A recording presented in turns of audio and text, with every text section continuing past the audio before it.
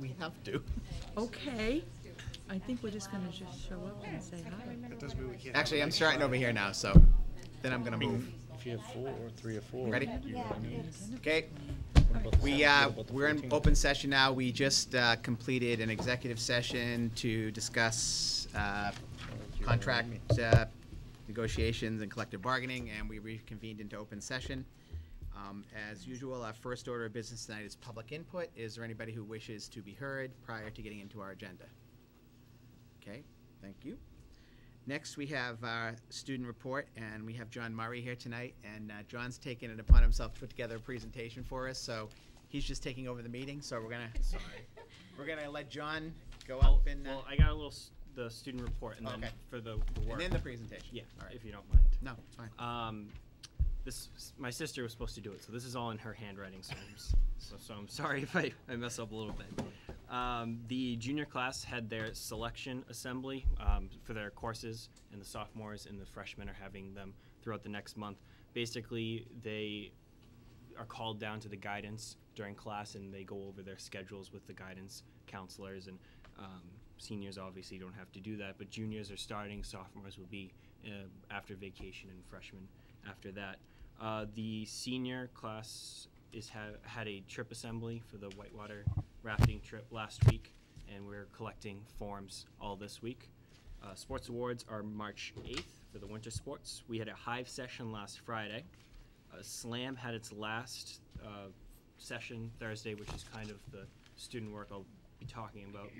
The NHS applications are February 18th, they're due. Model UN had a successful weekend at Harvard, and we're having a debate tomorrow on Egypt. I'm Egypt. I'm kind of figuring out who I should represent tomorrow. You watched 60 Minutes the other night? I didn't. So I don't know if I think I'm the military at this point. I don't know about tomorrow. The semi-dance was the January 28th. There's a Fuddruckers night this Wednesday for the junior class. There's SAD volleyball in March, and the junior class will be hosting a dodgeball tournament.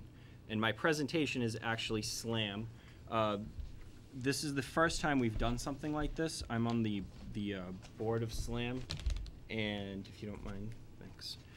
We conducted a survey for all the freshmen, asking them to tell us about their experience starting back at the summer orientation in August throughout the year and their progress. So basically we compiled some data about it, and I thought you guys might be interested to see the program. So basically one of the questions was, can you rate your experience with the SLAM program on a scale of 1 to 10? You can see we have 41 8s, so we have the graph is kind of skewed to the right there, which is a positive thing, more positives than negatives, and we were very happy about that. John, could you just explain what SLAM stands for Oh, and what the program is for those who might not be familiar? SLAM is Student Leadership and Mentoring. It's a group made up of sophomores and seniors from the high school who work with freshmen in their transition to high school, as well as things they'll need throughout the year. We do the summer orientation for them in August, as well as mentoring sessions during Power Block twice a month. So basically, like I said, we asked them to conduct a survey, and this is the first graph I have here. Lots of 8s, 9s, 10s, which we were very happy about. So a more positive feedback from the freshmen. The question, did you enjoy your mentoring sessions? Half always enjoyed them, which we found was very good.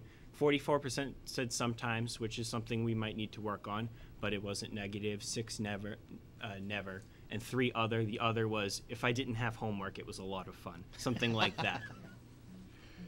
Were you able to relate to the topics discussed in your mentoring session? Over half were always able to relate, 42% sometimes, and 2% never.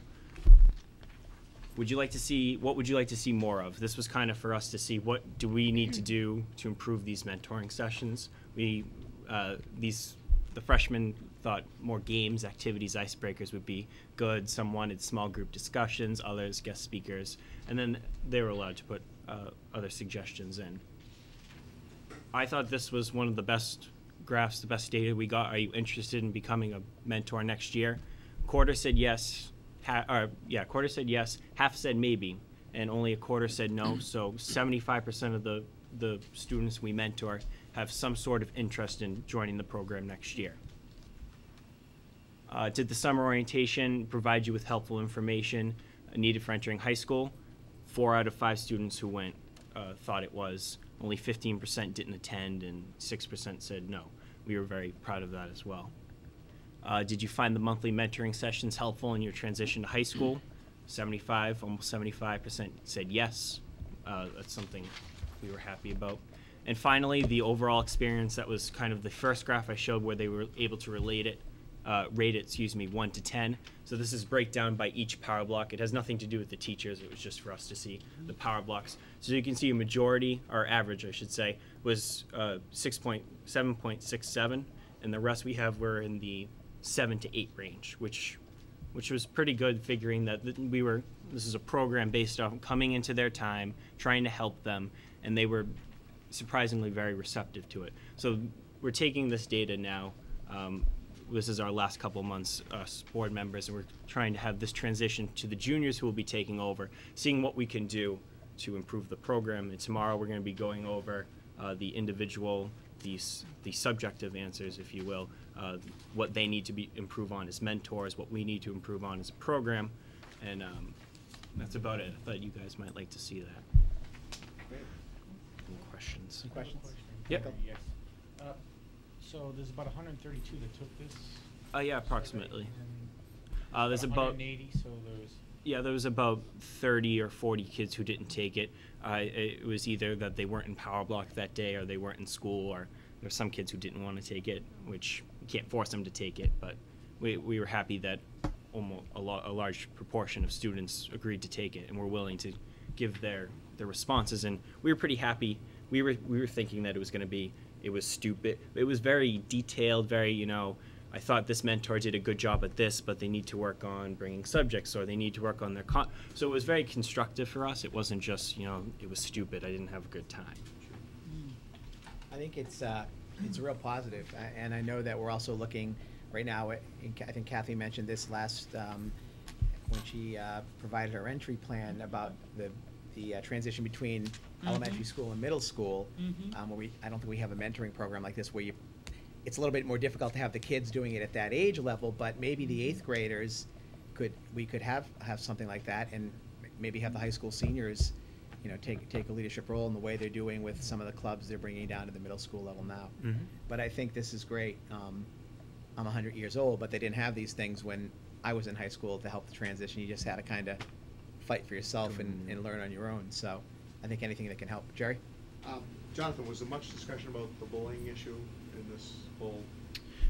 We tried to address it during the monthly sessions. I don't think, this is my personal opinion, that it's a real significant problem. It happens, but I think that we've done a good job as kind of taking it out of the closet, if you will, trying to get it out in the open. So we have talked about it, and it has been subjects of our mentoring sessions. But I think it's well talked about, that if it was a problem, they know they could come to us. Okay. Good. Any other questions? Great. Thanks, Jonathan. Thank you. Thank you, Jonathan.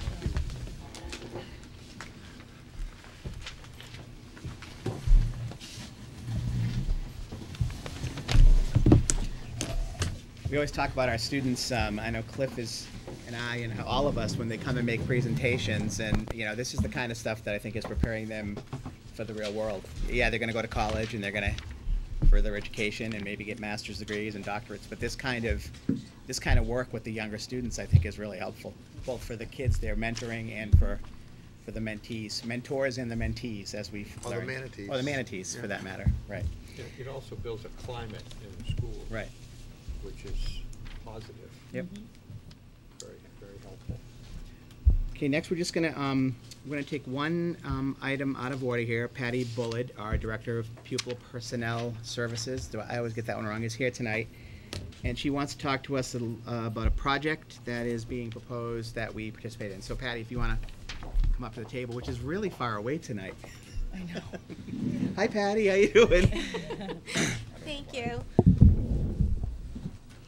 Well, I'm happy to say that I've been approached by CAST, which is the Center for Applied Special Technology, And CAST is a nonprofit research and development organization that works to expand learning opportunities for all individuals, especially with those with disabilities, through universal design for learning.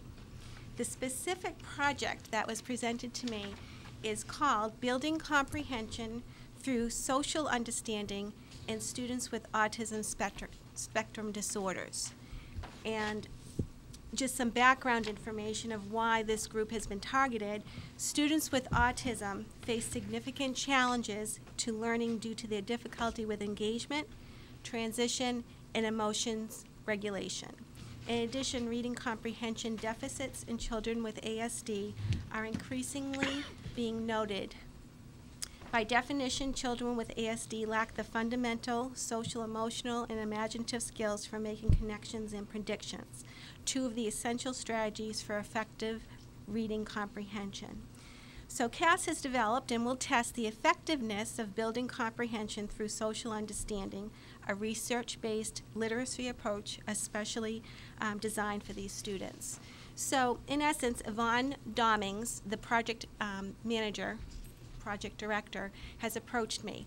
I have worked with CAST in the past, have worked successfully with them with targeted populations of students with disabilities, and they have specific strategies, tools, design, curriculum, and materials to share with us. And again, they write the grants. It's grant funded through their nonprofit organization, and I have had partnerships with them in years past with other districts, and I would like to welcome the opportunity to work with them again. And we do have a targeted population of students, specifically at the Batch School, in a classroom that has a teacher that currently, I just learned today, is already in a class or a program with CAST. So she has a relationship with them as well.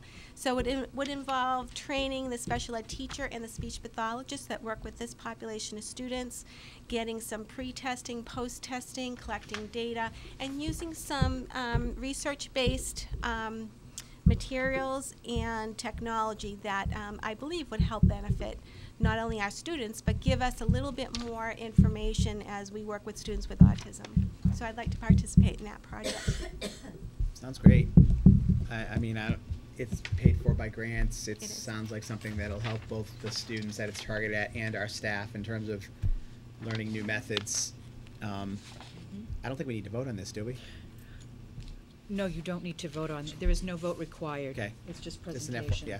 But I just wanted you to know that this is a research project that would be taking place in our schools, and I highly recommend that we move forward. Sounds great. And I would Sounds like certainly a plan. report back any outcomes if, when Yeah, the that'd be time is interesting right. to hear. Yeah, that'd be good. Okay. Anybody have any questions or? All right, great. Sounds good. Thank you so much. Enhance our inclusion. Good luck. Thank you, Patty. That thing out. Yeah. Well, Kyle's going to be using it, right? Kyle's Carl, using you're going to be it. using the Kyle's projector? using it. Oh, Okay. I was gonna say. And it's aimed right at me. Okay, next we have, we're going to get to the budget, but first we have the an update on the MSBA and the Secondary School Building Committee. Kathy? Yes, the RFS for the designer will go before the MSBA Designer Selection Panel on or about April 1st, 2011. And once the designer is selected, the feasibility study will continue to move forward as planned. The Secondary School Building Committee is exploring the option of hiring a construction manager at risk as a construction delivery method. And then I gave you a little explanation of what a CM at risk is. And under Mass General Law, they now provide 2 construction delivery options to cities and towns with projects over $5 million. One is construction manager at risk, also known as CM at risk, under Chapter 149A, and the lump sum low bid process under Chapter 149. And the CM is selected and brought onto the team earlier than the lump sum low bid, brought on in the design process to provide pre-construction services, enhanced subcontractor pre-qualification, the ability to fast-track some trades, and for purposes of budget control. So the SSBC took away a handout from our last meeting, and we'll be taking a look at what's contained in this handout and make a determination at the next meeting scheduled for Tuesday, March 1st, beginning at 6:30 p.m. in the North Reading Middle School Library. Okay. So that's where we're at. The only other thing I wanted to raise is there's a consensus amongst the members, the voting members, and certainly the associate members, that all the members be made voting members.